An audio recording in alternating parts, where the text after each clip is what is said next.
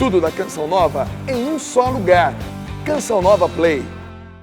Muito bem, estamos começando o nosso programa de hoje, Pergunte e Responderemos. Não? O próprio nome já está dizendo, você pergunta e nós responderemos de acordo com aquilo que a igreja nos ensina. Se é uma pergunta que não está ligada diretamente com a nossa religião, nossa fé, a gente dá uma opinião. Aí a opinião aceita quem quiser. Agora, quando a igreja responde, aí é diferente. Aí nós temos que aceitar, ok? Vamos pedir à Virgem Maria que interceda por nós nesta hora, para que a gente responda tudo de acordo com a igreja nos ensina. Em nome do Pai, do Filho e do Espírito Santo. Amém. Ave Maria, cheia de graça, o Senhor é convosco.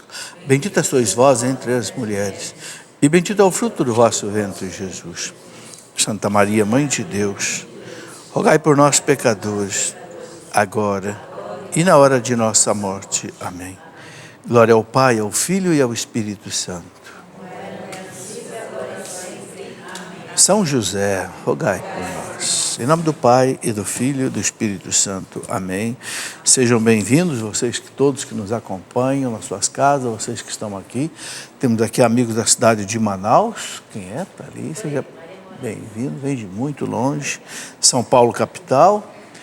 Guaçuí, no Espírito Santo. Rio de Janeiro, capital, e Itapeva, São Paulo. Sejam bem-vindos. Vamos aqui responder as perguntas, né? A Canção Nova hoje tem uma promoção ligada aí ao Dia das Mães. 30% de desconto com muitos produtos. Veja bem, livros, terços, vestidos, batas e outros acessórios, ok? A promoção é até o dia 13 de maio, ok? Domingo, não é? Que é o dia de Nossa Senhora de Fátima. É só você entrar aí no site loja.cançãonova.com ou então usar o telefone 12 31 86 2600, ok? Muito bem, eu quero rapidamente aqui, antes de começar aqui nessa pergunta, mostrar esse livro do Dom Henrique Soares, né? Esse livro do Henrique Soares é uma reflexão que ele faz profunda em cima do livro do Êxodo, aqueles 40 anos que o povo caminhou no deserto, saindo do Egito até a Terra Prometida, e ele aplica a nossa vida de hoje. Sai da escravidão do Egito para a liberdade da Palestina. É a nossa vida também, né? Mudando o que deve ser mudado, ok? Muito bem, e aqui eu quero mostrar esse livrinho também, muito importante, que foi escrito pelo professor Dr. Paulo César da Silva, que é doutor em filosofia, aqui da Faculdade de Filosofia da Canção Nova, sobre as faculdades, as universidades católicas. Como é que deve ser uma universidade católica, de acordo com aquilo que os papas ensinam. Papa João Paulo, Papa Bento, Papa Francisco. Tem muita universidade que leva o nome de católica, mas olha, não é muito católica não. Tem muita PUC, PUC é pontifícia quer dizer, ligada ao pontífice, ao Papa. Pontifícia é a universidade católica. Tem algumas PUCs que, olha, gente ensinando aborto, gente ensinando ideologia de gênero, gente ensinando outras coisas que a moral católica não ensina. Então, esse é um livro importante que os estudantes católicos conheçam. E quando assistir uma coisa errada numa universidade católica, olha, peraí, mas o Papa está dizendo aqui que isso não pode. Ok? Nada como a gente questionar alguma coisa, mas embasado, com documentação, né? Não é eu acho, eu não acho. Não, a igreja ensina. Muito bem, vamos aqui às perguntas. Vocês estão vendo que nós estamos aí com um cenário novo, né? A produção, a direção aí montou esse cenário, né? Parabéns ao pessoal que preparou, acho que ficou bonito, né? Alegra ainda mais o nosso programa. Está aqui, primeira pergunta da Lélias Frias, via Facebook, pergunta o seguinte: nosso padre proibiu de nos consagrarmos a Nossa Senhora. Diz que só para Deus nos consagramos. Isso é certo? Absolutamente errado. Quem fez a oração de consagração à Nossa Senhora foi um Papa. Minha Senhora e minha Mãe, eu me consagro a vós, em prova da minha devoção para convosco. Como é que não pode consagrar? O Papa Francisco acabou de consagrar o mundo a Nossa Senhora de Fátima. O João Paulo consagrou. Sabe, eu não sei de onde é que certos padres tiram as coisas da cabeça. Tem um livro de São Luís de Montfort, o Tratado da Verdadeira Devoção à Virgem Santíssima. Está aqui. São Luís de Montfort tem uma consagração belíssima, só que o Papa João Paulo II disse que fez e que mudou a vida dele. São Luís de Montfort, o Tratado da Verdadeira Devoção à Virgem Santíssima. Tanto é que o Papa João Paulo colocou no brasão dele Totus Tuus Maria. Né? Inclusive, quando a gente reza o texto lá em Fátima, diante do altar onde Nossa Senhora apareceu lá, na capelinha da aparição, depois canta a música Totus Tuus Maria. Uma música belíssima, que é do Papa, porque ele se consagrou a Nossa Senhora. Eu não sei de onde é que alguém tira da cabeça uma coisa dessa, que não pode se consagrar. Olha, tem igrejas consagradas a Nossa Senhora, tem igreja consagrada a São José, igreja consagrada a Santo Antônio, não tem problema a consagração. É realmente, é o que eu digo, ao invés de seguir o que a igreja ensina, fica querendo ensinar o que quer. Eu tenho uma norma que eu ensino para os meus alunos, eu dou aula aqui na Canção Nova, para os formandos, para os princípios, não ensine o que a igreja não ensina, não proíba o que a igreja não proíba, não autorize o que a igreja não autoriza e não queira saber o que a igreja não sabe. É orgulho. Ok? Vamos andar dentro da igreja, está aqui um catecismo da igreja católica, está aqui o Código de Direito Canônico, tudo que a igreja ensina, o que pode e o que não pode. Para que a gente fica inventando coisa? E inventando coisa errada. Bruna Maria, via Facebook, por que Deus permite que alguém nasça com deficiência? Ô Bruna, esse é um grande mistério. É o mistério do pecado que entrou na história da humanidade. Quando o homem estava no paraíso, era só delícias. O que quer dizer a palavra Éden? Delícias.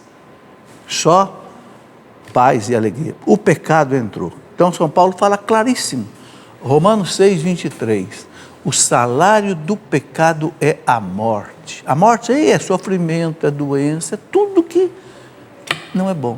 Salário do pecado. Por que Jesus veio tirar o pecado do mundo? João 1, 29. Ele é o Cordeiro de Deus que tira o pecado do mundo. Jesus não veio tirar toda a fome do mundo. Não. Jesus foi embora, a fome continuou.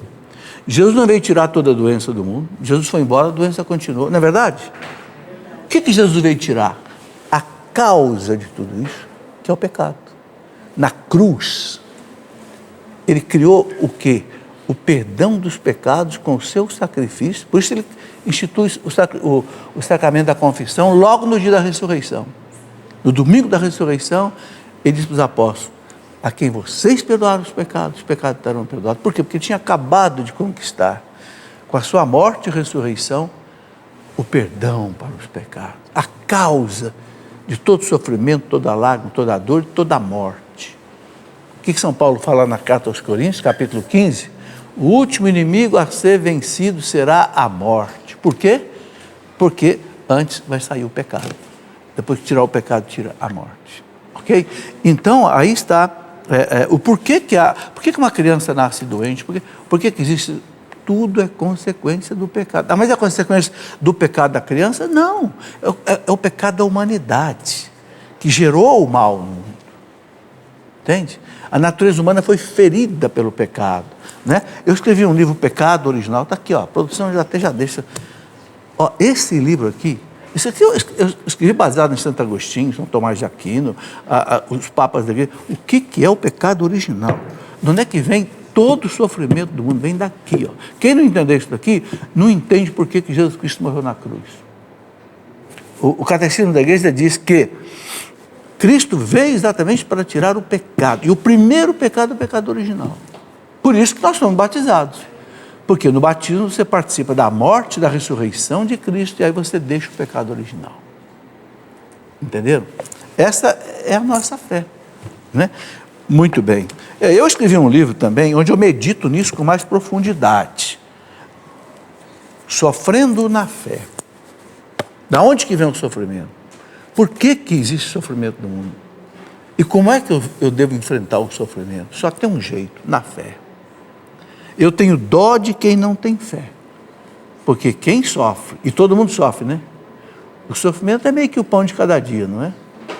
Quem sofre sem fé, sofre dobrado. Por quê? Porque a fé dá um sentido ao sofrimento. O cristão é a única pessoa que sofre com sentido. Por quê? São Paulo fala: eu completo na minha carne o que falta à paixão de Cristo no seu corpo, que é a igreja. Colossenses 1, 24. Ou seja, o meu sofrimento, quando eu na missa coloco ali no cálice da paixão de Cristo, eu elevo ao Pai o meu sofrimento pela salvação do mundo. Coisa bonita. Então o sofrimento torna-se salvífico. Na oração Eucarística 3 da missa, tem uma oração que nós repetimos, muito bonita, que diz: Senhor, fazei de nós uma perfeita oferenda. Já repararam? Senhor, fazei de nós, presta atenção quando o povo responde, no meio da oração eucarística: Senhor, fazei de nós uma perfeita oferenda. Ora, gente, quem é a grande oferenda da missa? É o Cristo. O sacrifício do Cristo torna-se presente no altar, e o sacerdote, na pessoa de Cristo, oferece ao Pai. Mas nós dizemos: Senhor, fazei de nós uma perfeita oferenda. Ou seja, eu vou me oferecer a Deus. O quê? Meus sofrimentos, minha luta, meu trabalho, minhas lágrimas. Eu ofereço ao Pai. Faz de mim uma perfeita oferenda. Isso dá um sentido ao sofrimento. Ok? Isso é aquilo que São Paulo fala na carta aos Romanos, capítulo 12, uma frase belíssima, eu faço questão de ler aqui.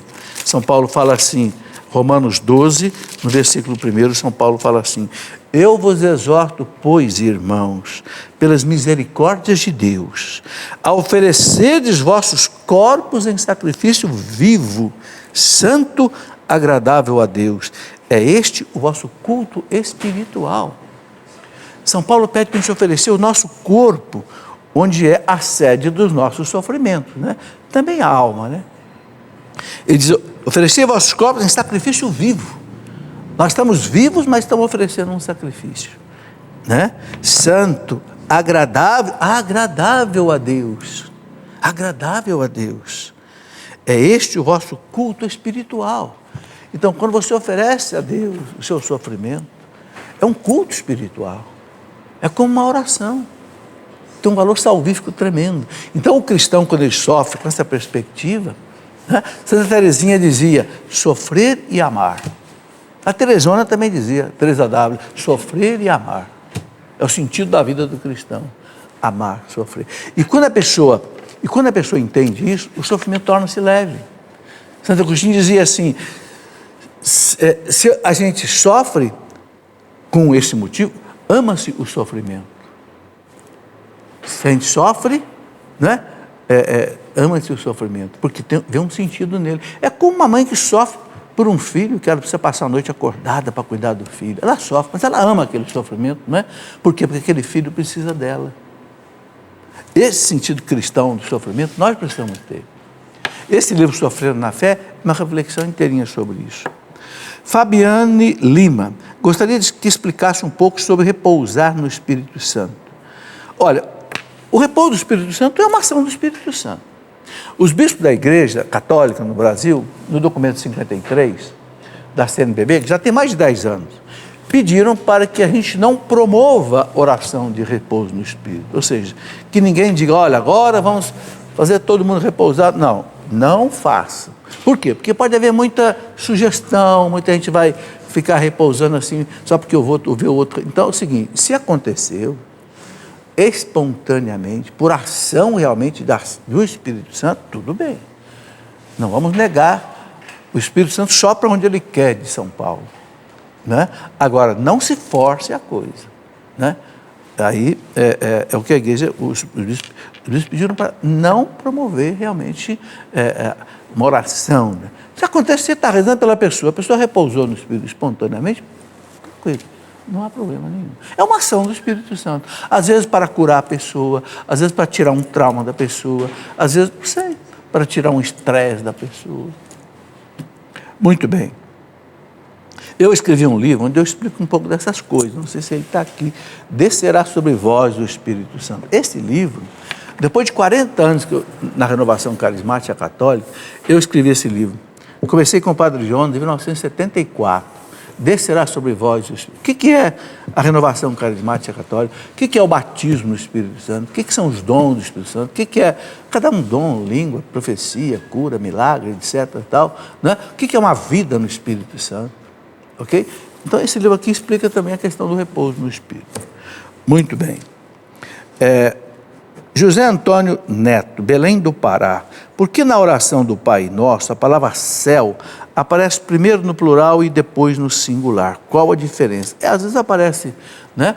Pai Nosso que estás nos céus, está no céu. Às vezes aparece no singular ou no plural. Uma explicação que alguns teólogos dão é o seguinte: no céu há como que níveis de glória. Entende? O que é esses níveis de glória? Uma pessoa que morreu santa, como por exemplo Santa Madre Teresa de Calcutá, viveu aquela vida heróica pelos pobres, ela vai estar num nível de glória mais alto do que aquele que, quem sabe, na última hora se converteu e salvou. Certo? Há como que todos estarão satisfeitos no céu. No céu ninguém vai estar insatisfeito. Todos estarão saciados da glória de Deus. Mas há níveis de glória. Quanto mais, dizem os bons teólogos, quanto mais a pessoa amou a Deus aqui nessa terra, e quanto mais ela amou o próximo aqui nessa terra, mais nível de glória ela vai ter no céu. Então aí, os céus estão... São Paulo fala que teve a visão do terceiro céu. O que será isso? Pode ser esses níveis aí. Não sabemos exatamente como, mas há esta conotação. Muito bem.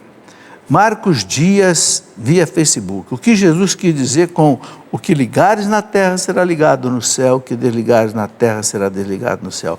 Ô Marcos, Jesus fala isso duas vezes.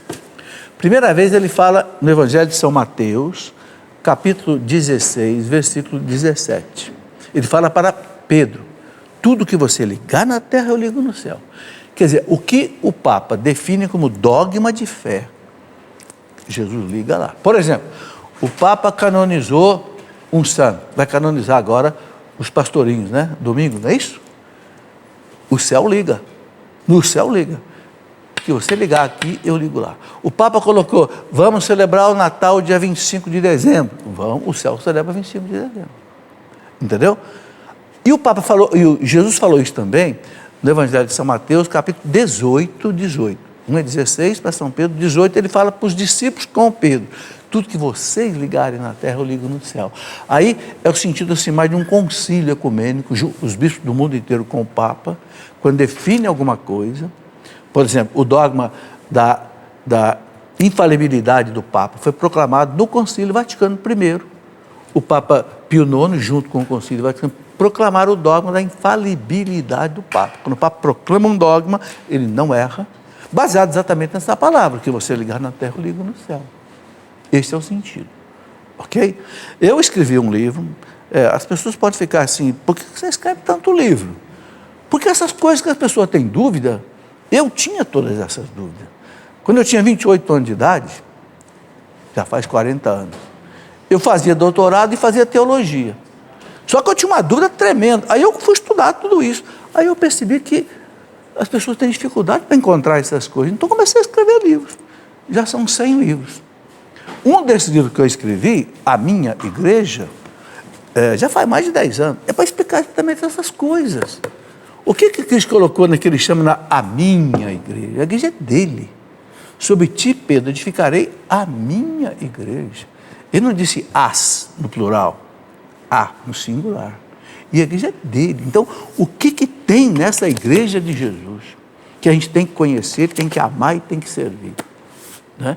Eu sou um apaixonado pela igreja. Não é à toa que hoje eu sou professor de história da igreja, escrevi 3 volumes, está ali, ó. 3 volumes de história da igreja, história antiga, média e moderna contemporânea. Por quê?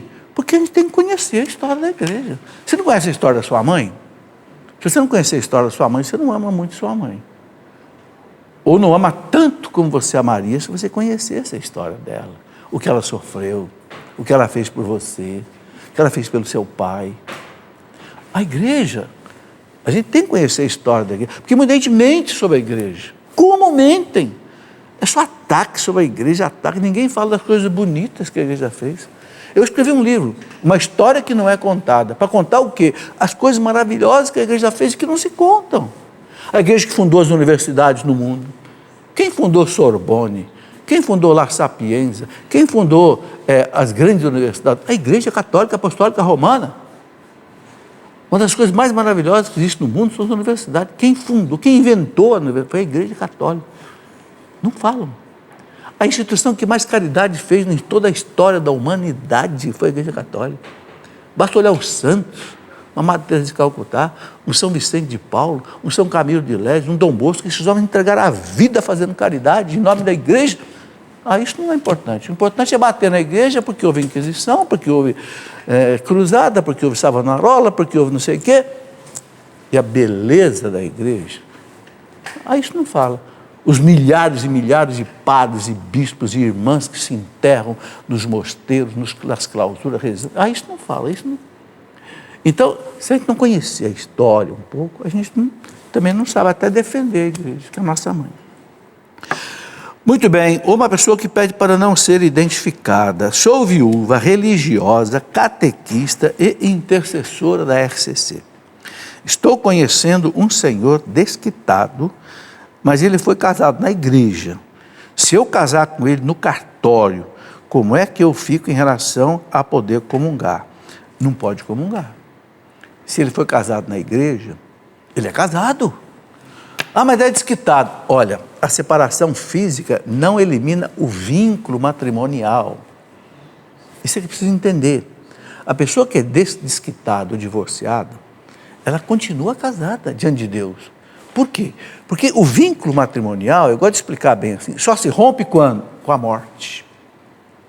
Ou então, se o tribunal da igreja disser que esse casamento foi nulo. Aí tudo bem. Então, aí é porque não houve o vínculo. Não chegou a acontecer o vínculo. Se o casamento foi nulo. Mas se o casamento foi nulo... Então, seguinte, se ele foi casado, não teve ainda a declaração de nulidade, ele é casado, então não pode casar com outra pessoa. É a mesma coisa, me pergunta, olha, eu estou namorando um rapaz que foi casado, mas ele está pedindo a declaração de nulidade, eu posso namorar com ele? Eu digo, não. Por que não? Porque se ele foi casado na igreja, ele é casado. Não fica bem um homem casado namorar. Então eu digo assim, mas ele está entrando com o processo de nulidade. Tudo bem. Então mantenha com ele uma amizade. Uma amizade profunda, sem intimidades. Até que saia a declaração de nulidade. Quando sair a declaração de nulidade, agora vamos namorar. Vamos namorar, vamos noivar e vamos casar. Gente, isso é doutrina católica, vocês entendem? Isso é doutrina, isso não é eu acho, eu não acho, eu sinto, é doutrina.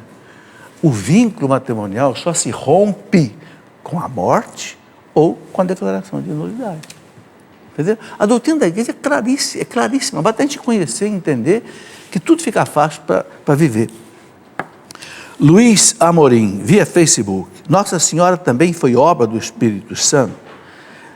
É que li, não me lembro onde, que os pais de Nossa Senhora eram já de idade estéreis. É verdade isso? Olha, há uma tradição que os pais de Nossa Senhora eram estéreis. Ou a mãe, ou Santa Ana, ou São Joaquim. A gente não sabe. Realmente, a gestação de Nossa Senhora parece que foi uma coisa milagrosa, mas não foi obra do Espírito Santo como Jesus. Como a Virgem Maria que concebeu Jesus por obra, não.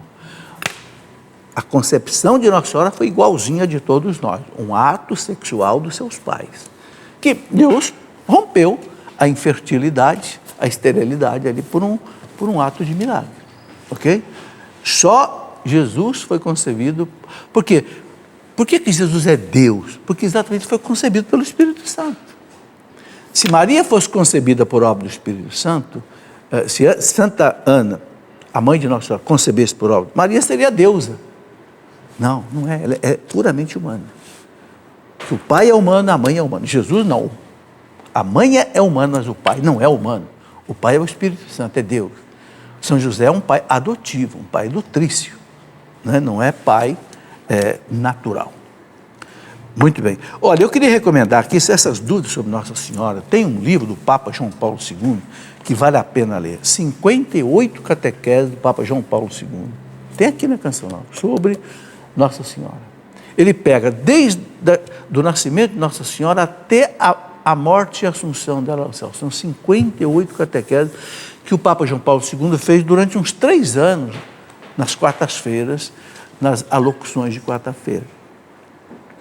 Luiz Antônio, via Facebook. Eu sou católico praticante, sirvo na liturgia e no dízimo. Eu gostaria de saber se é errado assistir novelas protestantes que seguem exatamente a Bíblia. Ô Luiz Antônio, não é pecado. Agora, cuidado, né? É protestante. Tem coisas diferentes da fé católica. Então, tem que ter uma antena ligada, entendeu? Para você ter discernimento, saber se de repente tem alguma coisa, né, que não bate com a fé. A gente pode ler qualquer coisa, a gente pode assistir qualquer coisa, desde que você tenha o conhecimento da doutrina católica. Para dizer, olha, isso que eu estou lendo, isso que eu estou vendo, não bate com a fé católica. Então, isso aqui eu vou deixar de lado. O perigo é a pessoa não ter uma formação católica adequada e começar a aceitar coisas que não se coadunam com a fé católica. E não é só em relação ao protestantismo, é em relação ao espiritismo, budismo, Seixnoye, Hare Krishna. Olha, tem mais de 100 denominações assim, que não bate com a fé católica a doutrina, ok? Muito bem, vamos para o intervalo, certo? Voltamos daqui a 3 minutos, pode esperar aí, né? Para responder as perguntas que chegaram por e-mail. Muito bem, meus amigos e amigas, já estamos voltando com o nosso programa Pergunte e Respondemos. Você viu aí a rapidez do intervalo. Por quê? Porque não tem propaganda, não tem comercial. Tá certo? Por isso que é vapt-vupt, como se dizia antigamente. Agora, é um custo alto manter tudo isso, viu? Olha aqui, só aqui vocês estão vendo 3 operadores de câmeras, são todos funcionários. Né? Nós temos essas câmeras que são caríssimas. Olha, um programa desse, para chegar à tua casa, envolve pelo menos umas 15 pessoas, ok? Claro, tudo isso tem um custo muito alto, né? Por isso a Canção Nova pede a sua colaboração, a sua doação, porque a Canção Nova não tem outro meio de subsistência. O projeto Dai-me Almas, que mantém, além das doações, são esses produtos que a Canção Nova vende, mas só produto de evangelização. Ok? Então, você pode, inclusive, no seu celular, baixar um aplicativo, Canção Nova, né? Cada tipo de celular tem uma ferramenta onde você baixa um aplicativo, né? Por exemplo, o iPhone é o app, né? Você baixa, escreva lá, vai lá na busca, Canção Nova. Esse aplicativo da Canção Nova tem tudo ali, você pode fazer, inclusive, sua colaboração pelo celular. Hoje se faz quase que tudo no celular, né? Movimenta a conta bancária, tudo, né? Então você pode fazer, está aqui, ó, utilize o nosso aplicativo, faça a sua doação nesse mês de maio, né? Lá você vai encontrar disponíveis as opções de doações por cartão de crédito ou pelo boleto bancário, ok? Ajude, gente. Olha, eu repito aquela frase, já falei aqui muitas vezes, Paulo VI, quem ajuda a evangelização tem os mesmos méritos diante de Deus daquele que é o evangelizador. Você que ajuda a manter os programas da Canção Nova, você tem os mesmos méritos de quem vem aqui evangelizar, vem aqui celebrar, vem aqui fazer palestra, os mesmos méritos, ok? Graça diante de Deus, né? Muito bem, estamos no mês de maio, temos que lembrar, o mês de maio é o mês de Maria. Quando a gente fala assim, mês de maio, mês de Maria, a igreja colocou o mês de maio como mês de Maria. O que quer dizer isso? Tudo que vocês ligarem na terra, eu ligo no céu. Está lembrado do que eu falei? Isso quer dizer o quê? O céu celebra também o mês de maio como mês de Maria. Isso significa o quê? As comportas da graça de Nossa Senhora estão mais abertas no mês de maio. Então reze o terço no mês de maio todo dia. Reze, quem sabe, o ofício da Imaculada. Reze as dores, as 7 dores da Virgem Maria, as ladainhas de Nossa Senhora. Leia um livro, por exemplo, Imitação de Maria. Isso aí foi escrito por um monge premonstratense, lá no século 1700 e pouco. Como é que você imita as virtudes de Maria? Não tem a imitação de Cristo, não é um clássico. Isso aqui é outro clássico. Como é que eu imito a humildade de Maria, a simplicidade de Maria, a fé de Maria, a caridade de Maria, a diligência de Maria? Esse monge aqui, não tem nem o nome dele no livro, a gente não sabe quem é o nome dele, mas sabe que é um monge que escreveu, ok? Está aí. Depois também, O Segredo de Maria, de São Luís de Montfort, o mesmo que escreveu aquele tratado da verdadeira devoção à Virgem Santíssima. Esse livrinho aqui, O Segredo, São Luís fala, Maria é um segredo que muitos católicos não conhecem, a fundo, entende? Olha, é um santo da igreja, vale a pena. Muito bem, vamos aqui às perguntas que já chegaram por e-mail. Vamos lá.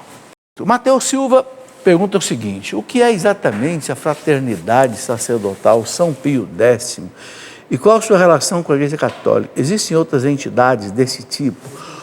Matheus, a Fraternidade Sacerdotal São Pio X, ela surgiu logo depois do Concílio Vaticano II, que foi terminou em 1965.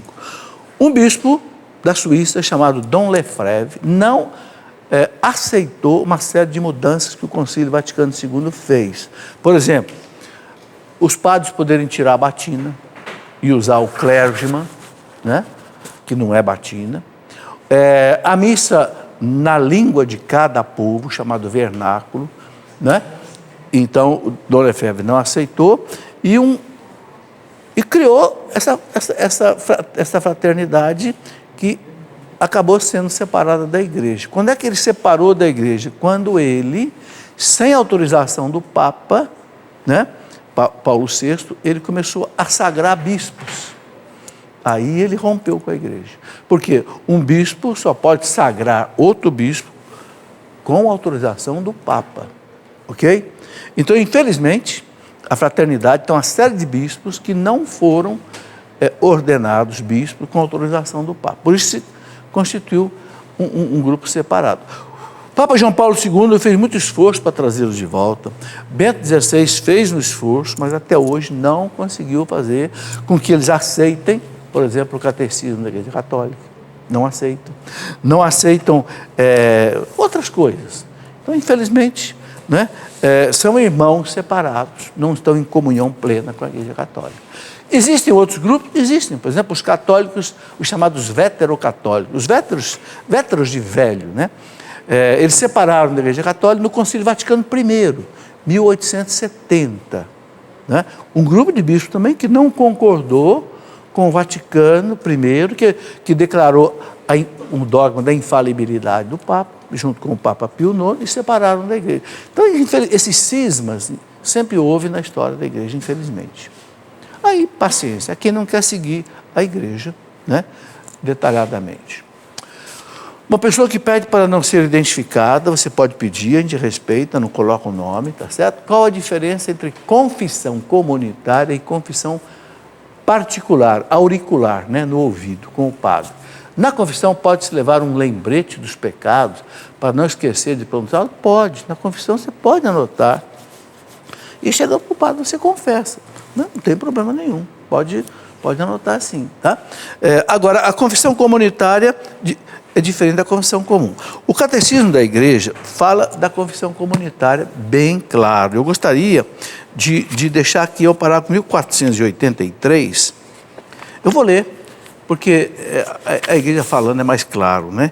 Em casos de necessidade grave, parágrafo 1483, você quer mostrar aqui? Em caso de necessidade grave, pode-se recorrer à celebração comunitária da reconciliação com confissão e absolvição gerais.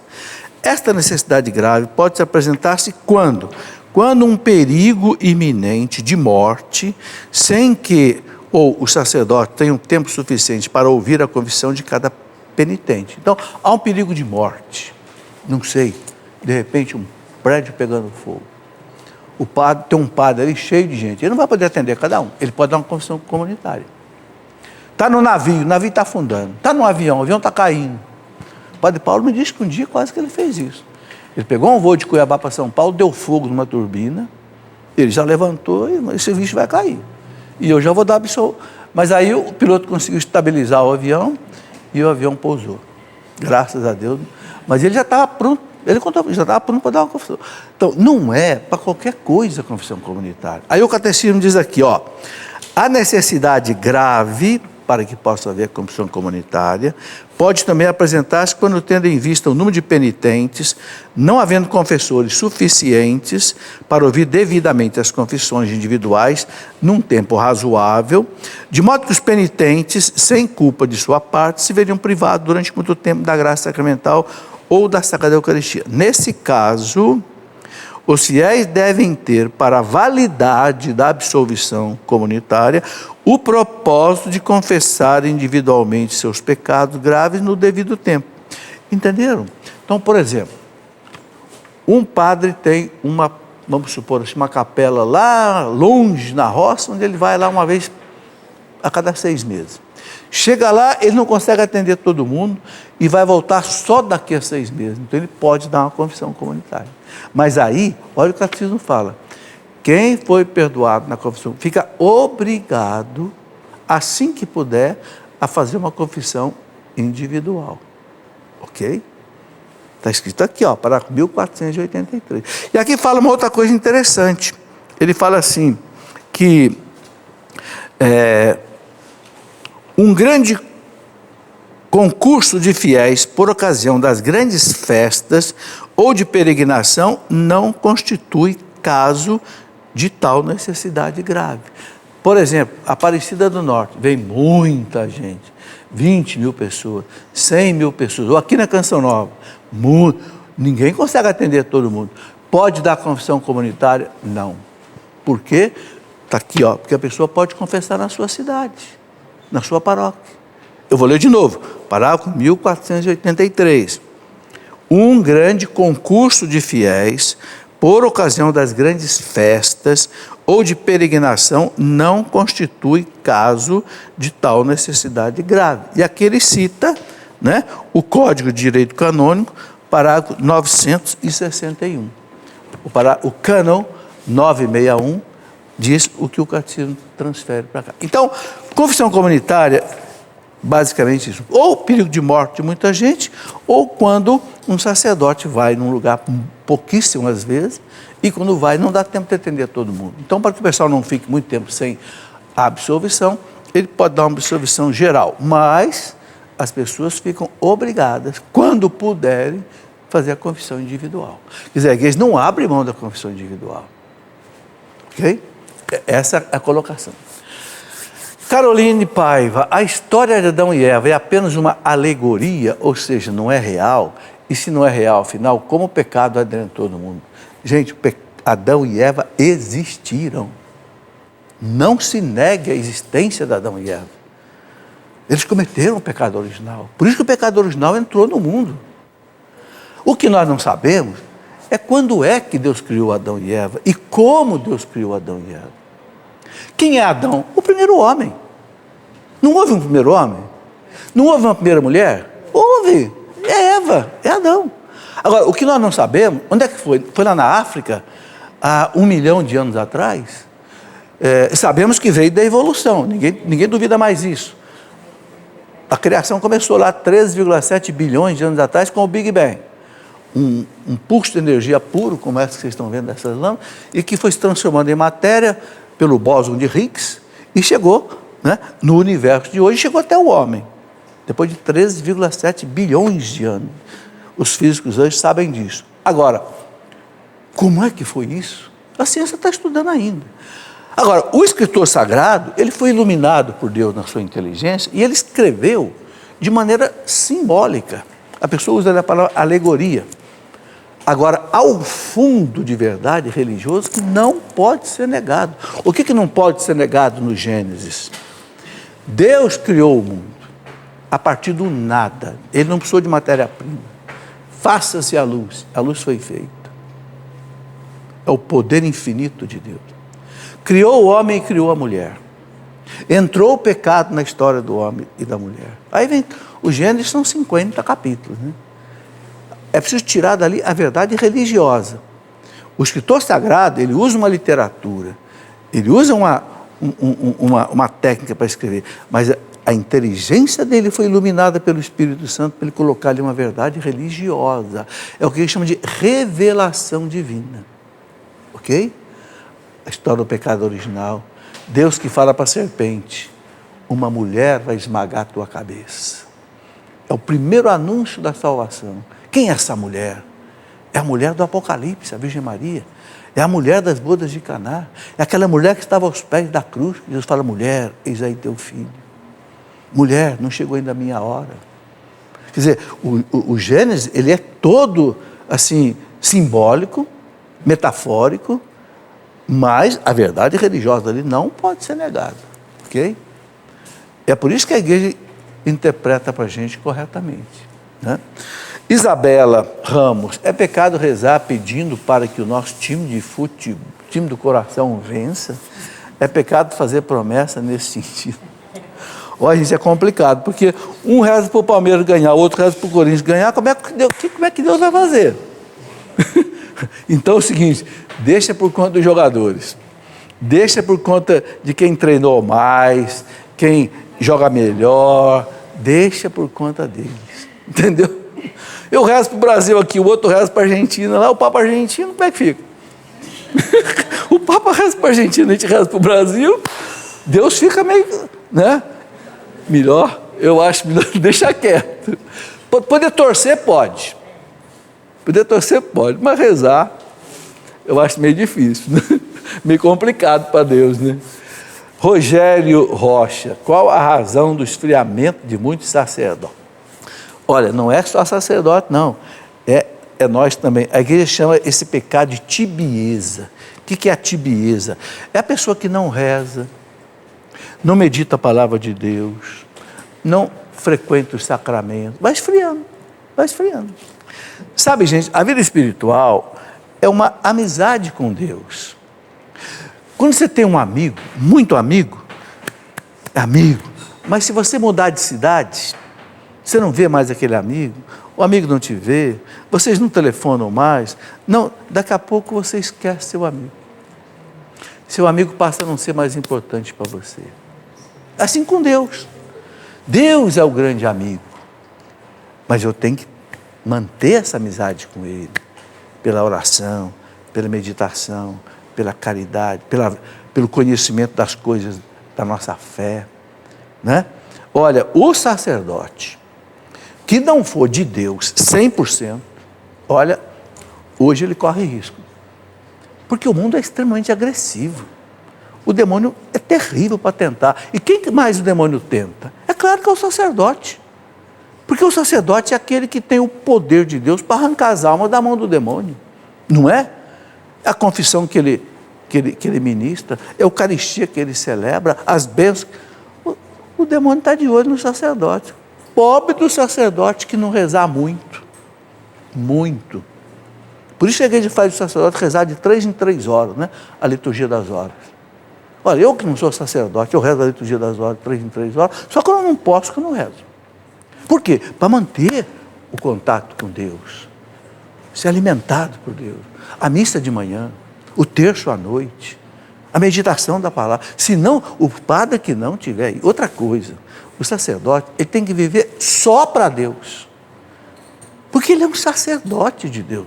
O sacerdote ele é retirado do meio do povo para ser o quê? Para ser um intercessor entre o povo e Deus. Esse é o papel do sacerdote. Olha, um sacerdote, gente, que começar a gastar a sua vida com outras coisas. Eu vou cuidar de fazenda.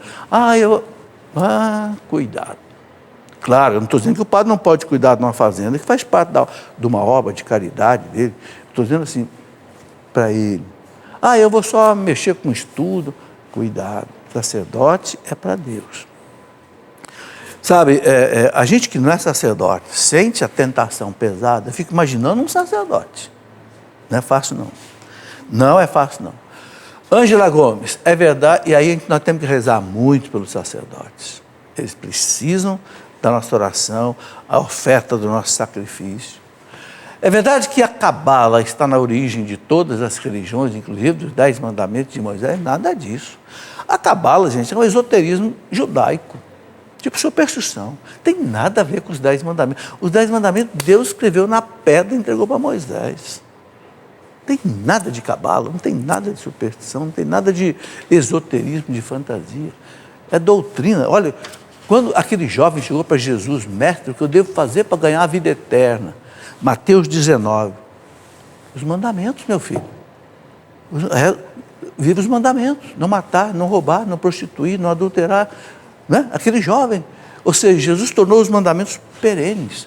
Por isso que a terceira parte do catecismo, que é toda a moral católica, é centrada nos 10 mandamentos. Ok? Então não tem nada de cabala. Não. Luciano, em qual parte da Bíblia está escrito sobre o casamento religioso? Eu já continuo a segunda parte da pergunta, deixa aí. Onde é que está? Mateus 19, é o mesmo capítulo. Quando aqueles fariseus disseram para Jesus, mestre, é lícito o divórcio? Porque Moisés autorizou. Jesus disse o quê? Não. No princípio, ou seja, no coração de Deus, quando Deus criou o homem e a mulher, não foi assim. Deus disse, o homem deixa a casa do seu pai, se une à sua mulher e sereis uma só carne. Portanto, não separe o homem o que Deus uniu. Está aí o sacramento do matrimônio. Então, a pergunta, onde é que está na Bíblia? Está aí, Mateus 19, procura lá. Minha prima diz que não encontrou na Bíblia esse assunto e por isso não casou. Ela mora junto. Está vendo, gente? Não achou na Bíblia por quê? Porque não conhece a teologia bíblica. Porque não fez um curso bíblico. Porque, entendeu? Aí tira uma conclusão. Olha, vocês estão vendo? Tira uma conclusão errada. Então não casou na igreja porque diz que não achou. Como não achou na Bíblia? Está no livro do Gênesis. O homem deixa a casa do seu pai. Gênesis 2, 23. Deixa a casa do seu pai e se une à sua mulher e sereis uma só carne. É o casamento instituído por Deus na aurora da humanidade. Depois Jesus ratifica. Mateus 19. Como que não está na Bíblia? Vocês estão vendo? Como é que falta para o nosso povo formação? Não é à toa que o profeta Oséias diz, né? Oséias 4:6, o meu povo perece por falta de doutrina, por falta de conhecimento. É dureza, né? No dia de São Brás, os padres devem usar vermelho? Sim, porque São Brás foi mártir no Império Romano, no século III, na perseguição do imperador Diocleciano. São Brás era bispo ali na região da Ásia Menor, foi martirizado, então a liturgia é com o vermelho. Terminou? Muito bem, chegamos ao final, tem muita pergunta ainda para responder, mas vocês sabem que devagarzinho a gente volta aqui. Olha, esse programa nosso já tem quase 6 anos, nós já respondemos aí quase 6.000 perguntas. Então, não tenha dúvida que uma hora a sua pergunta chega aqui na minha mesa, tá? De grão em grão é que a galinha enche o papo, não é isso? E nós aqui também, devagarinho. Obrigado a vocês que vieram participar ao vivo, viu? Deus abençoe vocês todos. E vocês que nos acompanharam também aqui na televisão em casa. Um abraço a todos, fiquem com Deus, até o próximo programa, se Deus quiser.